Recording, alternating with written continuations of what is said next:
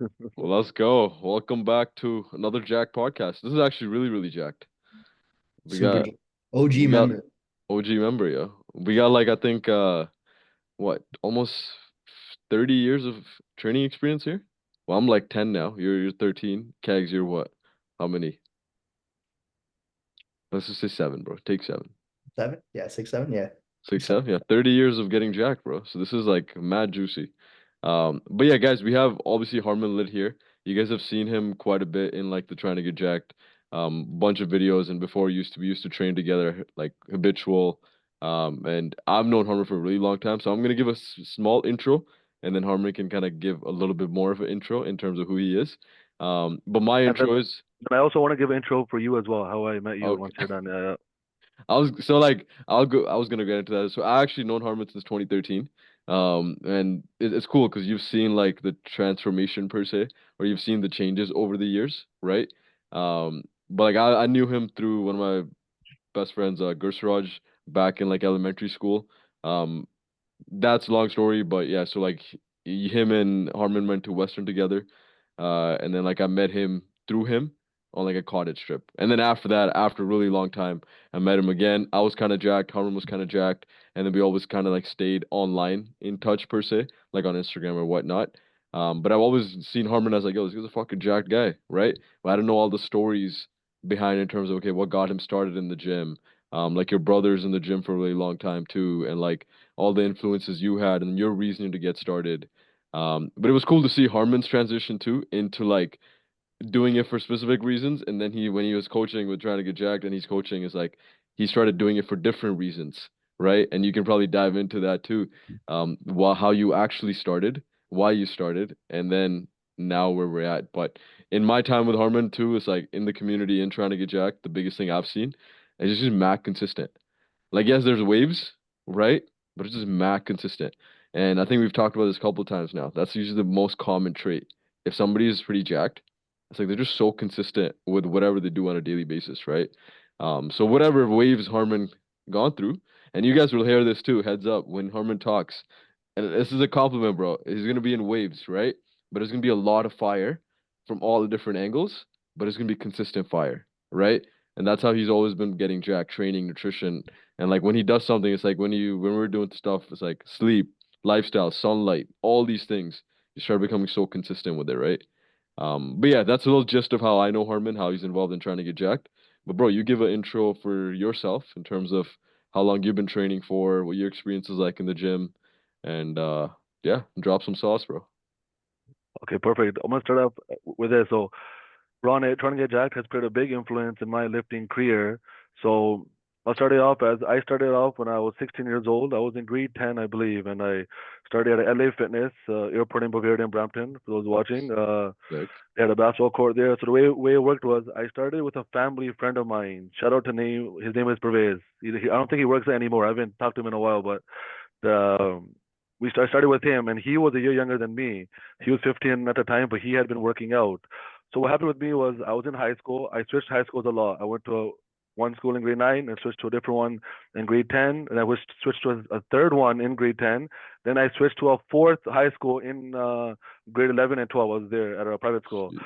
So when I was pretty much around grade 10, I believe it was, I just had nothing. I pretty much had nothing to do after school. I was kind of one of those kids who just came home, didn't have as many friends, and I just found a gym. So his mom would drop us off at 4 p.m. We'd go to LA Fitness. One of my mom or his mom would pick us up at like 7:30, 8 p.m. So we'd be there for 3, 4 hours. And crazy thing is, I didn't get a cell phone till I was in grade 12. The condition my parents had was when you get into a university is when you're gonna get a cell phone. So I had no cell phone at that time. So now imagine how much times have changed. So we'd get dropped off at 4 p.m. and there's a basketball court there. We'd play basketball first, which is obviously we know when training is a mistake. It's like you don't want to do that much cardio before you work out. But we were solving for having fun at the time. We didn't know what we were doing, so pretty much we played hour and a half of basketball, fully drenched and sweating. Then ideally we would have ate something, but no, at the time, then we'd, sit for 10, 15 minutes, then we'd hop on the weights and we'd put in a good 60 to 90 minutes of weights. And he was the one who taught me everything. I was with him, how to do um preacher curls, how to do bench. My brother at the time, he had been working out a lot too, but I just never went with him. Where this was the first person I went with, so I ended up just starting off with just not knowing where to go after school, and that was the place where I kind of found my home, where I made friends at the gym. I was there. It was a normal routine after school. That's where I'm going.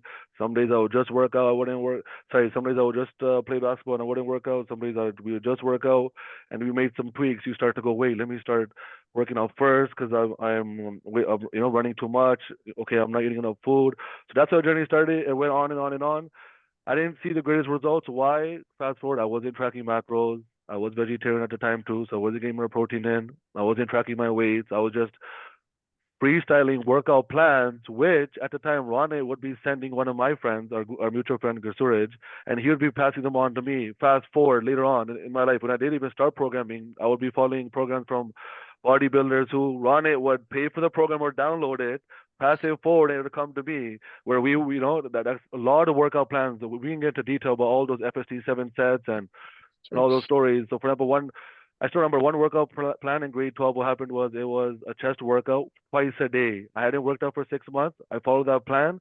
Do chest in the morning, chest in the evening. The next day, I zero exaggeration. I couldn't put my jacket on. I couldn't drink coffee. Why? Sometimes we do this in training. We take a long break and we go ham all at once, thinking that's gonna work. So fast forward, high school goes by. I'm in decent shape. Just learning. Like I said, I was playing a lot of basketball, wasn't eating enough food. University comes, I move away from home, 2 hours away to London, Ontario, Western University. Same thing. What I knew was the gym. So it was living away from home. I was obviously nervous. It was a new experience. So again, I found the gym as that place where that was part of my routine. Where even you know what I mean? You have classes, you're living on in your dorm room, and you go to the gym. Same thing. That entered like a new environment, a new gym, a new set of people. Same thing. Not tracking macros, not progressively overloading, but I started to go a little bit more consistently, and I started to, let's just say, push a little bit harder and started to watch a little bit more things. And they just kept going more and more and more and more. And in one case, early on in my career, it started for girls, yes. When when you're partying and you're clubbing, you're going out clubbing, it's a reward loop where you might get some female attraction, and you come back and go, oh crap, the gym's going good. That's your motivation. You start going a little bit harder at the gym. Obviously, we know that's a losing battle to keep that as your feedback loop. But at the time, you know what I mean. That's what you do when you're younger. You don't know what's Yeah. best for you at the time. So you find, and it really helped. I remember, so I lost 60 pounds on one diet by just eating one meal a day, which was look now thinking about it, really bad. Not enough protein. I was not eating proper carbs around meals. You know what I mean? So many things were going wrong. Where I lost 60 pounds, or I think the number was exactly 80 pounds, 250 to 180, before I went to Mexico. But guess what? I looked like crap. I had no muscle in me. I felt weak. I wasn't even happy with how I looked. Why? Because I had not enough muscle on me. And now we know we got to put on muscle. So fast forward, university, same thing, in shape, more in shape, more in shape. Experienced being lean, plus Before size. Sorry, go ahead. before you go continue the because this is sick. I like the timelines. When you were 250, is that like something like one of the reasons like you were in the gym was because you were trying to lose weight initially, or you were just trying to get jacked? Like, how'd you get to 250? Like, and body fat wise, like were you always like a big boy like in terms of losing weight, or did you start off as more like I had an athletic build? Because obviously you played ball for a long time.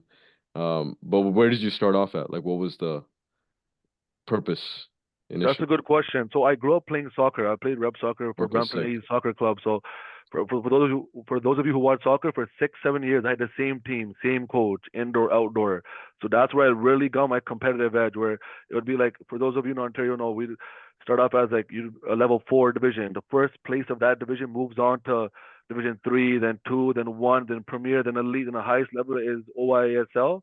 Our team went from Division 4 to 1 Premier Elite, and then team fell off. People get out of sport. So that stretch of mine was indoor, outdoor tournaments, different cities. I had a very strict coach. The strictest coach I ever had in my life was my coach, R.E. Soroka was his name. Boy, oh boy, he told us, he's like, you guys are not going to become stars. As in 1 or 2% of Canadian players become professional soccer players. I'm going to turn you into good men. And oh my God, this guy was hard. I was scared to miss practice. If I had to miss a practice, I'd be has butterflies in my stomach the whole day. Oh my God, coach is gonna get upset. If you want to go on vacation and miss practice, we used to practice 2 to 3 times in a week, game one day in a week. That's how I spent 6 7 years of my life. And it used to be 30 minutes of running every practice. I still remember 30 minutes of jogging with him standing in the middle and watching every person. If you're at the back of the line, it's like go up, go up, go up because you're fighting for position and time. 30 minutes every single practice. The one game we lost that season at Chunkuzi Park, to this day, I remember, we used to do 9 a.m. to 12 p.m. training without touching a soccer ball every Saturday. That was Jeez. his way of training, and we ran 1 hour straight the game we lost. Same thing, my coach, we used to play dodgeball. He put our teams in dodgeball leagues just to learn different techniques. We'd be dancing in practice just because I want you fresh on your feet. So he was a very interesting coach. That's where my competitive spirit came from. And how did I get to 250? I was Wait, were you vegetarian. were you super lean during that time too, or I was skinny fat because I was vegetarian and I was not eating enough protein. No, my parents weren't advising me on protein. They fell under the misconception of a lot of brown parents that dal, sabji, chole, chickpeas have a lot of protein. But we all know that stuff, a lot more carbs. So my diet was very off at that time, and no one kind of advised me at the time because my parents didn't know, and all the other parents were eating meat. I was the almost vegetarian. Whereas opposed to like, had I been eating protein, watching, fueling that sport, I would have been way more successful in that sport itself. You could have been the Uh, top 1 to 2%, bro, in soccer, man. Maybe we'll never know. We'll never know. You know what I mean? Yeah. And then so then what happened was how did I get to 250? And then slowly, because of me being vegetarian, even when I moved away from home to Western University, I was vegetarian. And Mm. you buy a pass, like as in you prepay a pass before. So the pass was $4,000 a prepaid meal that you and there's a cafeteria in our building for breakfast, lunch, dinner, snacks. You can order pizza, you can get Starbucks, you can get whatever you want prepaid on a card, and I was vegetarian, so all it was fries, cheese, pizza, pastas. So I went to town. They say freshman 15, I put on like freshman 25, 30. So it was just a lot of carbs. Being vegetarian led me to put on weight. Right around the time when I was dropping that weight was when I started eating meat. So watching the protein, eating more meat. Obviously, we know that there's ways to get your protein in if you're vegetarian. We all know that. Like Greek yogurt. Someone posted in the Tourniquet group WhatsApp community today about protein pasta. We have that, you know what I mean? There's a bunch of other protein powder. So there's still ways to become vegetarian, but a lot of vegetarians they're heavy on the carbs and they're putting on extra weight. So that's how I got to 250. Jeez. Okay. So that was the main reason. Yeah, continue. So like you went from 250 to 180, 1 meal a day. You learned that like, 1 meal a day is probably not the smartest approach when you're trying to look jacked because you just kind of looked like a deflated version of whatever you were at 250. And then going forward from that, after 180, did you rebound back your weight or what happened after that? So I think that was a really good sign for me to go, okay, look, you did all this work and you're at 180, but you're still not happy with your body. Yes, with a shirt on, you're more leaner, more vascularity came, more veins. That stuff really came down when I leaned out and I didn't use any supplementation or anything, but just naturally training hard and the vascularity was something that was nice to see and being a little Okay. bit leaner. But it was I didn't like how I looked even shirtless and I just didn't feel strong and I knew that to maintain this I have to be eating 1 meal a day, which isn't consistent. So I always say, bring it back to the coaching perspective for whoever is watching. Yes, there are times, sometimes you can cut fast just to get your mind to that position, just so you can learn. But eventually, you know that you want to do it the slow way to keep on like as much muscle as you can. But I did that going from 250 to 180 help me? Yes, it did. The amount I've learned on that was invaluable. So I don't deter people from that, but eventually you're gonna get to a spot where you want to have as much muscle as you can, and you want to do a slow approach. You want to go into a small deficit, like you preach, 400 calorie deficit. Let's find out what your maintenance calories are. Let's 1 to 2 pounds. Let's keep it slow. Let's keep as much muscle. Make it into a lifestyle. You know what I mean? Then when you get to that ideal weight, then your maintenance calories are high enough where you can still be eating a good amount of food. Like my maintenance calories are close to 2,500 calories, which is you know, pretty You're good. probably like, yeah, you're probably like 3,100, bro. Maybe it could be higher. Yeah, there you go. Some of these machines and I'm stuff. I'm like 3,200 maintenance. Okay, there you go. So the in-body Def machine is a little bit off. yeah. No, bro. So Yeah. I think one of the biggest thing I took away before we continue. So like, you still mentioned because I know you mentioned. Okay, I wish I knew like, or if I didn't know macros or I didn't know like training structure, tracking workouts, whatever. But just my personal experience, I saw you. I think when you were around the 180, I did see like, I don't know if you're 180 that time exactly in like 2013, 2014. But you did look like, in my eyes at that time, I was like, yo, Harman's fucking jacked. Like I saw veins and shit in like a tank top, right? So I think the biggest thing is you were still consistent and as you were getting consistent, you were learning, okay, I gotta train harder in the gym. And then you started eating meat. So it's like somebody watching and say, okay, you don't have to know all these fucking things that initially, like the maintenance calories, macros, even you didn't either. And it's almost like a blessing. I'm glad you mentioned like I don't deter people from like the 1 meal a day diet, 250 to 180. Someone do it, the best learning experience possible, right? And then you realize, okay, what to do, what not to do by actually doing it, right? So I think And that's I important. consistently did that. That was the key. I You did it. consistently did the one meal. As Yeah. in, I really kept it a one meal. My What was goal. that 1 meal though? It was a burrito. That's So, why I ended up going on to open up a lot of burritos. It was pretty much a burrito most of the days, except for the weekends. I let that one meal be like a junk meal. So yeah, moral story. Yeah, I consistently did that one meal, but that's how it went. Yeah. So then, that's another thing on consistency. You're really consistent with your cheat meals too. Like there's always that 1 meal every weekend, right? And like you're a big and bro, I want to dive into this, and I don't know how much you would dive into it, but food. You like food, obviously, right? And you love food. So like, how has that over time shifted in terms of like before always being food oriented, and maybe we still obviously like food, but now you're pretty jacked and you look more jacked and you're more structured with your diet, I'm guessing, right? And everything is more structured per se and you have way more knowledge. So how do you compared to before, how do you approach your cheap meals or like junk meals now compared to before? the first thing I'm gonna say, guys, my intention of answering this question is that I am launching my own coaching business, but all of this is thanks to Ronnie, and that's why I always really have such high things to say about Rounit. He's always gonna have play a role in my life of being the first coach that pushed me towards training. So I got to dive into my relationship with food with Rounit, and that was a concept that we started really early. The relationship with food, and it's because Rounit every week we'd hop on a Zoom call once in a week. We get to sit down. He knows me. I can go off on tangents, but I got to we got to problem solve and do all these things. Our relationship with food was one of the things where when I first met him, I kind of told him the story that kind of everyone has is, hey, I'm eating clean Monday to Friday, but I just need that one fix that Saturday night. You know what I mean? For me, that fix was food. For sometimes, you know what I mean? For everyone is different. They need that, that fix, that big cortisol drop, and that guilty feeling after, and the whole 9 years there.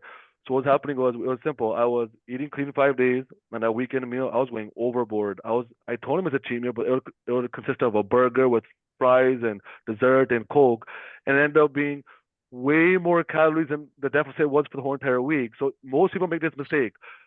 The amount they eat in that one meal that they don't realize, be it if there's alcohol mixed in, if desserts mixed in, that's ruining your whole deficit for the week. In actuality, you're eating more calories.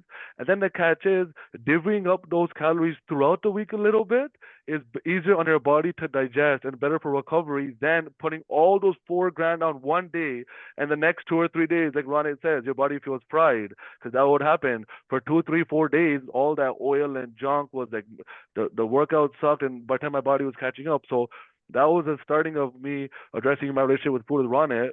And that was one of the first things we found out was, hey, let's divvy that up. Which meant I had to change my whole sort of life, not waiting for that kick on Saturday night and not just waiting for that. It had became this thing of like, wow, every day if I want, I can have something, be it sugar or salty. Why? That's still a big win than eating all 4 grand at once. So even if you take the 4 grand and divvy it up for 7 days, you're still winning. You have to eat junk food every day, and it's better on your body, so that's a plus.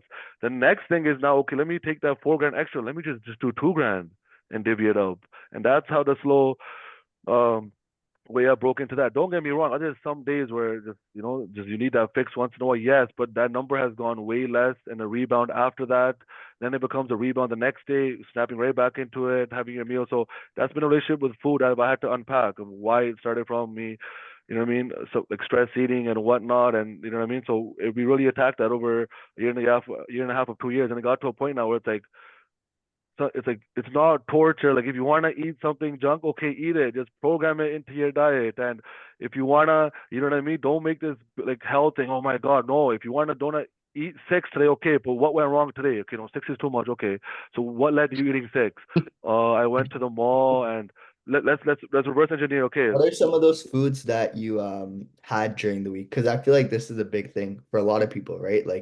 The, Like even myself personally, like even like I still have that Friday night when I'm like, okay, Friday night I'll let myself kind of not go per se, but obviously I plan it in.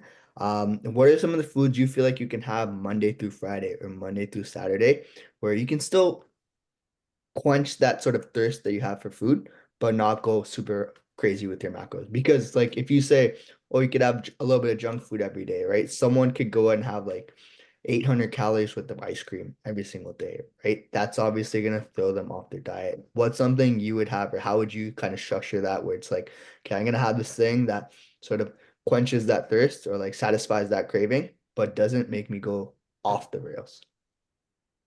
But that's a really good point. So the first thing that I did was I say is when you come, okay, most people end up, okay, you end up ordering out food. I don't like saying most people. You know what I mean? Just you know, we've all done it. But let's just say like I've seen a lot of clients or people that you speak to. It's a normal problem is that they when you're eating out, you got to find those spots that are healthy, like actually healthy, and that they taste good too. So for example, we all know like this is why like I had opened my restaurant and it was I ended up opening because just for my own sake, I wanted knowing that hey, I want to eat some food every day because I know that it's hard for me to really eat bland food. I need some taste. Sure, if there's a period of time where I need to do that, I can do that. But overall, I want to have a sustainable diet that's like clean food that tastes good and I can eat the same thing forever. And that's what it was for a burrito. Because so you want to go for like those grilled meats. We know that okay, we don't want fried food. So if you go to, for example, if you go to A&W, they don't even have a grilled chicken sandwich. Period. So they only have fried. Okay, so then some people might say, I don't even like eating a grilled chicken. It tastes like nothing to me. I'd rather just wait till I eat a crispy chicken. Okay, bingo, there you go. So we'll save that crispy chicken for a Friday night, but you don't need to do everything else with it. Just save that craving if you have that for a crispy on one day. Okay, we know stuff like the Mediterranean food. We know like, okay, Osmos, Laziz, or Subway. There's a 10 to 15 healthy pita land, depending on where you live. There's grilled meats. Number one, lean grilled meats wherever they have. Second is we know not too much sauce. And there's obviously nowadays some places have healthier sauces that give you that taste. And then it's the carb source that you're using. It's like rice, potatoes, you know, me finding out that source and it's kind of playing around with it. And yeah, so if you want to eat out, eating a little bit more healthier options, that's number one. And then it's kind of making your every meal a little bit better so you're not waiting for that hit at the end of the week. But making it a little bit better, you can't overdo it. Sometimes people overdo it and they make it way too junky and it tastes good, but then it's like, hey, you kind of there has to be some discipline involved. You know what I mean? So that's Yeah. kind of that's where coaching really comes in, person to person, really helping that person navigate what that looks like for them. If it's eating out, which is the food I'm talking about is not cheap nowadays. The cost of food has gone up, right? So then it's the way you're preparing your food. That might mean you have to start spending a Sunday meal prepping and a Wednesday and allocating that time. Why? That's the highest ROI of time. That 3 hours. Maybe put on a movie, have something fun, do something, spend time prepping your food. That's your highest ROI on your health and overall because you're gonna have food that tastes good that you're gonna stick to, right? So it's helping finding those sort of patterns, but it's kind of breaking free of that big binge meal. The first win is spread it out throughout the week, then it's reduced. And then just like Rana, you really stresses out, you really push it early on where you'd have a cookie from Tim Hortons in the morning. So this is all stuff, guys. Ronnie has helped me with discover myself, learning from him. It's just you find out if you're craving that cookie in the morning, sure, take it. We know, okay, if you eat a cookie in the morning, your body's gonna crave sugar later on. But if you know, if you're disciplined, you just eat that cookie in the morning and you stay clean, hey, that's a win. But yeah, if you found Yeah. yourself eating that cookie in the morning, but then your body's craving sugar and you're giving in, then you know, okay, crap, that spike in the morning is too much for me right now to handle. Yeah, which is why Yeah. I have a coach. So that's kind of how I Yeah. look at it. Yeah. No, bro, like this is something I've learned over time too, because like even like a common switch, like kegs, you do chicken thighs, I do chicken breast. A lot of clients are like, bro, can I have chicken thighs when I? Yeah, bro, you can totally have chicken thighs. It tastes juicier, it tastes better, and you can have them totally and just integrate them into your calorie intake, and then you enjoy every meal way more instead of having dry chicken breast.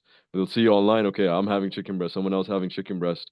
It's like they think that's the only way, right? But like you said, it's like if you can find a way to integrate it during your week and make every meal some sort of like enjoyment per se, not overdoing it. That's the secret sauce, right? And like, bro, you can dive a layer deep and layer deeper. Um, in that scenario of the cookie, right? I notice I crave the cookie in the morning when I don't have good sleep at night, right? So like now you can start becoming more self-aware. It's like, okay, when I'm ultra stressed or like I don't have good sleep or like I don't feel good or I'm having negative thoughts or whatever, that's when I crave like shittier food.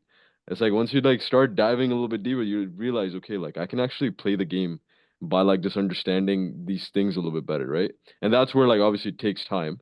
Like it takes a hot minute. Like we're all like 5, 6, 7, 10 years in the game and now realizing these things. So someone listening, if they can just become self-aware, it's like, okay, I crave shittier food. when I'm, going through XYZ. Or like even just I can swap this for this, easy money, right? You can actually have whatever you kind of want on a daily basis. And then majority if it's clean, couple off meals here, you're chilling, right? I do want to ask you a question though, Harman, because like now we've talked about, you've been training for a minute, you've gone through different lessons of like, okay, 1 meal a day diet or like losing 70 pounds, gaining weight back. You've tried different workout structures. But then like say like obviously we started back in like 2022-ish. So in terms of coaching, like what was your main thought process when you're getting into coaching? Because say like somebody's training for 10 years, right? Someone looking outside and like, yo, this guy probably knows. Even I have a coach. Like I've had a coach for 4 years now. Um, what are your thoughts on like when somebody like you who's been training for a minute and he's learned so many different lessons, what is the value of like a coach in that scenario? Well, I'll tell you, you made me think of something. So how I got into coaching was this. So on me having trained for maybe 8, 9, 10 years before I got with you, because it's been a while. Um, you learn those lessons of the game of training. You learn a lot of mistakes and you learn stuff along the way. You make a lot of mistakes. You go up and down. There's years. You lose. You go up. You lose. That's the battle that at least I experienced. Not everyone does. And what happened was, at the time, I felt a similar feeling of that I got to this point before and I need and I know what it feels like and I'm gonna fall off and anxiety told me that for that moment when this is you're only gonna beat this level now with a coach. And Mm, what did I do and why? Because I saw the future of it. I was having my daughter was gonna come at the time. I knew that okay, I'm about to become a father, and so this is gonna be the foundation and X, Y, and Z. So then at that time, like this feels familiar. In that moment, I went, this is where I need a coach. And right away, I reached out. I started the message. Let's get it. Let's go. So that what that was like, yo, I'm ready to crank because I realize now that like this is the time that I need a coach, and that's when we kicked off from there. So the where the coaching helps is it's this. This is where coaching. So all those viewers who are listening, obviously we say I say no, drugs are bad. Like everything can be a supplement or a drug, but it's you don't want to use stuff as drugs. And you fall into that place sometimes you do. So like I said, something can be a supplement for someone, which can be a drug for someone. You have to see is it a drug or supplement where same thing. Consult your doctor. But the new thing about psychedelics uh has come out. So I've tried psychedelics before, and the one insight that I got from that was this: was sometimes that anxiety voice of eating clean, of having to restrict yourself when you're at a party and you don't grab that pizza because you're on this diet. That feels like why am I feeling this way? Fuck this! Like this is a shitty way to feel. And what I learned on my psychedelic insight was that sometimes we want our brain to shut off completely, but if we want our brain to shut off completely and that voice to go away, that means death. Okay, so we don't want to die. Let's come back. So that void, it can be reframed into a voice of, bro, I'm not gonna let anxiety drive me. Why am I not eating that pizza? Because I want to get fucking jacked. Why? Because I have my goals. I want to do this. If I want the pizza, I can eat it, but I've decided not to have the pizza. So it's reframing that voice from now holding you hostage and you breaking and falling. Where some anxiety is good, we know, okay, but how do we change that thought into something good and not let that thought and use, you know what I mean? There's going to be some anxiety. We're human beings. So if you're eating clean, you want to get jacked, there's going to be a little bit of that comes at the starting. Yes, when you're at that party, should I grab that slice? Should I grab this? No, no, no. I went through it. I don't go now. It's different. Now it's more. It's changed a lot. Does that come? Sometimes yes, but it's very rebound, fueling on it. Because my purpose has changed 12 years. But to get to so that voice, it's when you have someone as an accountability partner helping you navigate through those challenges of like, and then having an accountability partner and like teaching you and helping you through it. Because the reason is big, because I think it helps you so much because it's the second person. All the problems that you're facing, you can communicate, and that person, ideally, if it's a good coach, it will be able to say, "Yep, I know exactly how that feels. Don't worry, this is X. Oh, it's not that. Let's investigate together. Usually, this is this. It's helping them, and what I notice is it's changing that lifestyle. It's helping you get through that voice of okay, you miss now you won't be eating food. So for some people, it's their relationships are all geared towards food. If you hang out with your friends for a night or X, Y, and Z, so it's helping them understand a little bit psychologically. Now there's a void, right? Because you're not eating with them. So then how do we fill that void in? Okay, which means you're eating cleaner. if you're following the right path, you're gonna see differences in your body. But if you're feeling that way and you're yo-yoing, you're not seeing the effects, and you're feeling that way. That's a losing battle where your mental health is deteriorating. Where it's like helping them understand there's wins to that discipline. There's discipline in saying no. There's success in no. It's good saying no. Let's dive into that no. And I think it's like coaching can help. And then, like I said, it's accountability partner of, like I said, all this maintenance calorie stuff. I learned way later. You need someone to teach you that. You need someone to help you with macros. You need someone to help you decide, hey, do you want to go to a cut? You need someone to help you change your workouts on. You need an accountability partner. I always say if you have like a best friend or a friend or someone, it's very hard to find. People have different schedules nowadays. It's hard to train. But even then, that you need a coach once in your life. I think every human being should have a fitness coach once in their life. Yes, you can learn it on your own, but it's very hard to stay motivated. So I think everyone can benefit from a coach. Yeah. What is what is I want to dive into what is your purpose now? I know you said you over the 12 years the purpose changed. So what is like your initially, like starting was like girls per se or whatever it That was a was. long time ago. I know My I said starting, we're starting like 12 years ago, bro. my partner hears that, they're gonna say, "What the fuck are you saying on this podcast?" No, okay. What's the purpose now, bro? The purpose now is for me, like I said, I all my work was always geared towards fitness. So like I said, I used to own the outdoor basketball rental court company, which is sports related. I opened a restaurant because I loved eating burritos because I wanted to get jacked. My degree in accounting, I hated accounting. I wanted to go into cold plunge and sauna, all fitness related. So for me, having gone through having a child, having gone through a lot of ups and a lot of downs, for me, it's like fitness is where I find my flow. It's where like I can wake up in the morning is where I find that place where fitness on myself, helping other people out.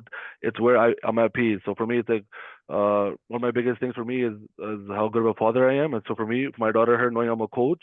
So my biggest purpose right now, number one, is me being a coach. I need to hold myself accountable, and I wanna be able to help people out to the best ability of mine, and I need to be feeling good, and I need to be the version of myself that can give them the best service. And the version of myself, I have really high expectations of very the active version that I'm on the path to becoming. So that's the bigger purpose. And obviously being active for kids. I'm that dad who's jumping in a trampoline park. Who, the more muscle you have on you, the more active you are. It's you know what I mean, a lot of other areas of life that it comes in handy. You look good, and I love the gym. I love training. That's all I know from that age. It's my safe space. It's my place of where I have a bad day, I want to go and think, but it's also a place where I love to have fun. I want to have more fun. There's some periods, like I said, you go through periods of like it's lonely and boring, and those phases you go through, but then you want to change those up too. So I've been through all the phases of hating the gym, loving the gym, not wanting to go to the gym, waking up and not wanting to do it, having a coach, hating having coach. Like, so I went through all those phases of ups and downs in life, a lot of them, and what's gotten me through is training. So it's like I can show up for my client any day of the week, no matter what's going on in my life, because it's like a passion of mine. I can help you, and on the back end, it's obviously I want my clients. And for myself, I love putting on muscle. I'm addicted to this game of trying to get jacked. I love the gym. It's all I know. So it's like, you know what I mean? It's one of those things where it's all I really know. I've put in how many years into it. I really enjoy it. It's you know what I mean? What's what's your current goal in the gym, like getting jacked wise?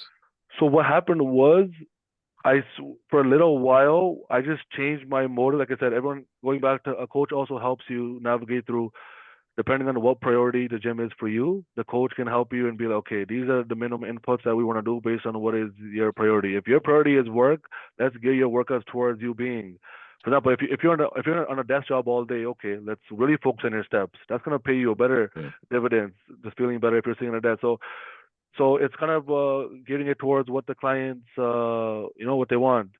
So for me, right, so all the new science is pointing towards having as much muscle on you. Why? If you want to cut down with the discipline and coaching, us coaches, we can get you to lose 20, 30, 40, 50, 60 pounds. As a coach, we know, like, Ronnie, you just did a show. You know it how you did a very extreme way, really, like how good you looked, how hard you worked. That's very, very hard to do. You know what I mean? Whereas the average person doesn't have to obviously go that extreme because you obviously went on, to compete, which you came first place on. It's all the hard work paid off. So it's like the average person is no matter what, if you want to cut or bulk, eventually you want to have enough muscle on you. So I've chosen this path of, hey, I'm 28 years old. Let me just go on and put in the work in the front end. So later on to show for my clients, I'm always going to be pushing my body. I'm always going to be in this game. But if I have to step back, as in just put the gas off a little bit so I can better attend to my clients, I'll have that work put in at the starting, and I have that muscle on Nice. me. I have like 200 pounds of muscle. So it was putting on muscle tissue.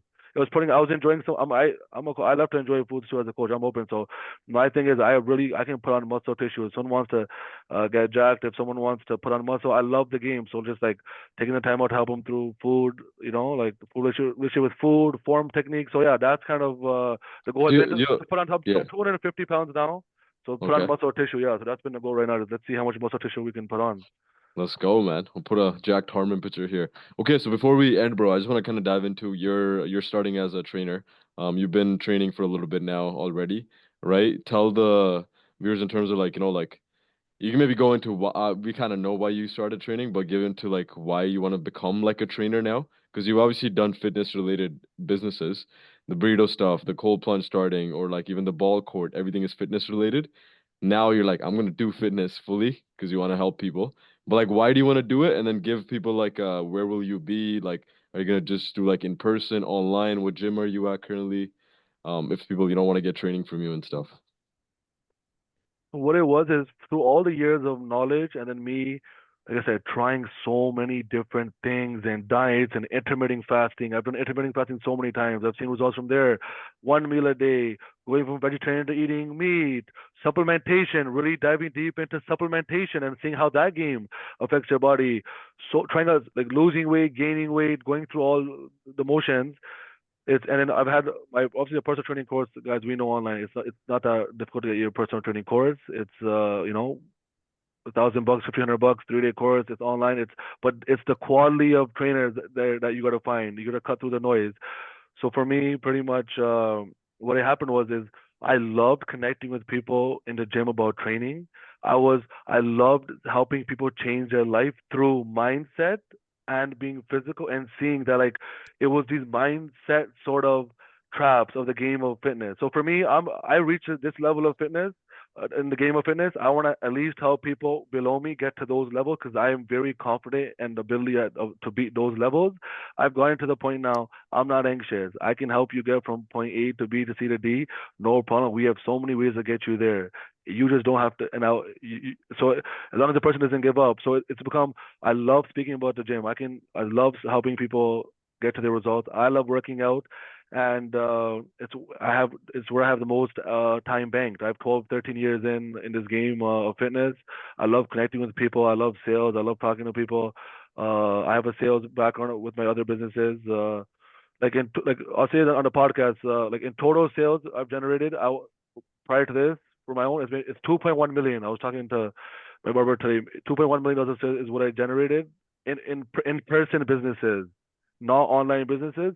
So for me, obviously, I want to make a good living doing this. I want to expand, but really give people value. Like I said, attack all those areas of like where someone there's so many. I'm not saying I know every excuse or what someone can give me, but if someone says I have a baby too, let's ask: Are you sleeping in the same room as you? Are they sleeping in a different room as you? Are you vegetarian? Do you eat meat? Can you cook at home? Can you not cook at home? Why can't you go to the gym? Do you have social anxiety at the gym? Does the equipment suck at the gym? Is there issues with your wife? Is there issues with this? Is there issues with that? I don't get into personal details. I just say you just kind of gotta give me a sign and we can help you. So from levels from here to here, I can really help people make some change because I have a lot of cracks at what those issues are, and then I love talking about. It. So yeah, that's so pretty much. I've been training in person at gyms. Another day on the podcast or maybe on my own channel, I'll get into the whole story about Good Life, guys. Good Life personal training. I've worked there. I'm telling you the stories that We I can tell won't you. we won't dive into that, bro. It's We fine. won't dive. Yeah, we won't dive into that today. So I'm gonna be launching my own coaching service soon. Stay tuned. Nice. Obviously, it'll be all online. I'm sure we'll have another conversation about that once we're launched, and it's gonna For be sure. something that's kind of off the back of your movement, trying to get jacked. Your That's the movement it. that you have going on. It's been a big inspiration of mine. So No, stay tuned. Yeah. yeah. No, bro, honestly, it's always cool to see, right? Because like people who are the best end up like at least like I've noticed even my coach, Coach Baxter, shout out to him, like he's been in the game now for I think like 13 years. Like he started off strength and conditioning, personal training, and then he went to physio and now he's back to like training because he's like this is where you can have an actual impact, right? When you have like the person's like bro, the amount of details you just talked about, like you went into like you have a baby, you're stressed, anxious, relationship with food like workout, like you just went so much things, and they're all things you've gone through, right? And that makes like for a fucking sick coach. And like you literally like the biggest thing you started with like why you want to do it is like you like connecting with people. That's literally biggest thing, someone, if they can have a connection with somebody, they'll trust them. And then if you can literally change that person's life, imagine that person's who they're impacting, right? And then the people they're impacting. So the domino effect is insane, bro. So nah, it's gonna be sick seeing you. It take Yeah. is discipline on a coach's end, and that's something that I really, really, really salute you for on is your discipline. At the end of the day, we all talk about it. We know the story of, oh, let's work all day. No, at the end of the day, we know that okay, life's short too. We gotta have fun. But when it comes time to the power list, when it comes time to putting in that work and getting in those productive hours, that's something that I salute you for. Is your discipline and coaching. That's something that I But strive to have. If I can, I yeah, strive to have your level of discipline with my coaching, and I think that's gonna be the piece that's gonna allow me to really service people in the right way without driving myself crazy as well. Yeah. you're actually a prime example, bro. Why I don't even view it as discipline anymore. I view it as like imagine the impact you're gonna have on people now, right? It's like, bro, Hmm. just the fact that it's like, yo, you just drives you like crazy, right? Imagine like you train somebody, right? And then they go and train some 100,000 people, right? It's like, bro, the impact you just had was insane. So like that just makes you want to do the daily things, right? So no, it's gonna be cool, man. It's 110%, gonna be 110%. That's why along the way I've been trying to this day always. Well, that's just the way I am. When someone helps me, I want to help them even more, just to show them the appreciation of that that I value of insane. their help. You know what I mean? That's how it is. But no, I appreciate you guys But doing this not podcast. But one yeah, last thing. So I know 2025 is coming, January is coming. A lot of people are gonna go join the gym or start their health journeys. So what would be like three things you would tell that person getting back in the gym or just starting off the gym, just so you know they have a long and juicy life in the gains? What would you tell them? now I'm gonna be saying this, and I don't even feel bad saying this because it's like I said, guys, there's a lot of different price points. I know everyone has different budgets, but with coaching, I know with Rounit trying to get jacked, the price point can start as low as just the app, $59 or $50 a month, and the value you get from there, the videos, the workouts, the programming, the community. So and then always higher to like how I did. I'm not sure exactly running what you're charging now, but those big tickets of once a week Zoom calls, there's a lot of value in that, guys. Because Coach Ro's gonna show up, I'm gonna show up, Kay's gonna show up. We're here to help you. So the first thing is get a coach. I don't care if you're watching this, get a coach, and what that means, or get a coach's help through an app or whatever the case may be. Get another accountability partner. Get a coach. That's number one. Number two, let's just keep it simple. Just guys, get in your protein. Just get in your protein. Just don't make it like slave work. Just, the protein it helps you today, it helps you tomorrow, in 5 years, 10 years. It's you know what I mean. Just get your protein. There's so many different ways to get it in. That's number two, and number three, we'll put it at I think that for those who are watching, I think cardio has become this big thing. Same thing, Coach Ro, you help me with this. Same thing I push to my clients is now uh, the new science is showing. Let's just go for 10,000 steps. Let's get a 50% reduction in any heart diseases. That's what 10,000 steps gets you. 50% reduction in any heart-related diseases in the future. So let's spread that out throughout the day. Let's get more neat activities. So you're burning more calories, you're feeling better. So if we do cardio to fill in that 10,000. So if it's a rainy day or if you can't go on walks, sure, hop on a treadmill to get you that 10,000. If you can go for walks with your dog, morning, evening, walk around, if you get that 10,000 steps, you're winning, you're golden. You don't even need to worry about cardio unless you have more specific goals where you want to even lose more weight. So I think focus, and it starts with getting a Fitbit. If you just check on your phone, just find out what is your daily schedule. What have you been doing? You might go, oh crap, I'm only at 4,000. That's easy. Walk a little bit more. You're gonna feel so much better. You're gonna burn more calories. Better for recovery. Better for mental health. So let's not be those. Let's keep it real around it. Let's not be those idiots at the gym who are running for unless you're for a show, Kevin. Unless you're for a show. Let's say coach. Don't be those people who are just at the gym 30, 40, 50 minutes running like this, thinking that's gonna. That's just sure if it's for your mental health, that's a different story. But that 10,000 steps number, I think that's the best. It saves a lot of that room about how much cardio should I be doing. So I think that's a good start. Is get a coach no matter what. Go hop on a coaching platform. Number two, get in your protein. Like I said, the coach can help you with your protein intake or online, guys. You can find it out. ChatGPT is there too, guys. That's the point of a good coach. That ChatGPT can't solve your issue that your coach can. That's why I got into coaching too, because we won't be replaced. At the end of the day, ChatGPT is gonna be able to tell you every little thing. But guess what? All this stuff we talked about today, it's you need a coach to help you through that, and that's why I got into coaching too. That is, it's not gonna get replaced. We're gonna be around to help a lot of people. Yeah, it'll be more systemizing and whatnot, but coaching, there's a lot of different platforms. So yeah, those three things. So I appreciate you guys having me on. Last And for those who are watching, let's go get a coach. Yes, sir. And you guys look out for Harman starting his training. Okay, but thanks for coming on, bro. A lot of knowledge. It was actually wicked. I think it's good for people to hear the story, right? And like seeing you jacked now, and like you obviously are still continuing to get jacked. People like hearing that, right? It's like, oh shit, yo, this guy was competitive. He went through a thing of like, yo, vegetarian, non-vegetarian, 70 pounds, one meal a diet, or like, all these little things. Like people like, oh, I'm not the only one making mistakes. Everyone has made mistakes, and that's part of the game, right? So. No, thanks for coming on, bro. Any last words, Kegs? No, appreciate the value, man. I think a lot of people can take a lot away from that, right? Gone through a lot of different experiences. And you spoke on all those, and I think people can definitely take a lot of value away from that. So good luck to you. We will definitely be shutting out your stuff when you start. It's good to have another coach on the scene. And yeah, guys, hope you guys enjoyed. If you liked the episode, share it with someone. And yeah, catch us Yeah, in the next one. that's it. Stay jacked. All right, easy, guys. Done, we're done.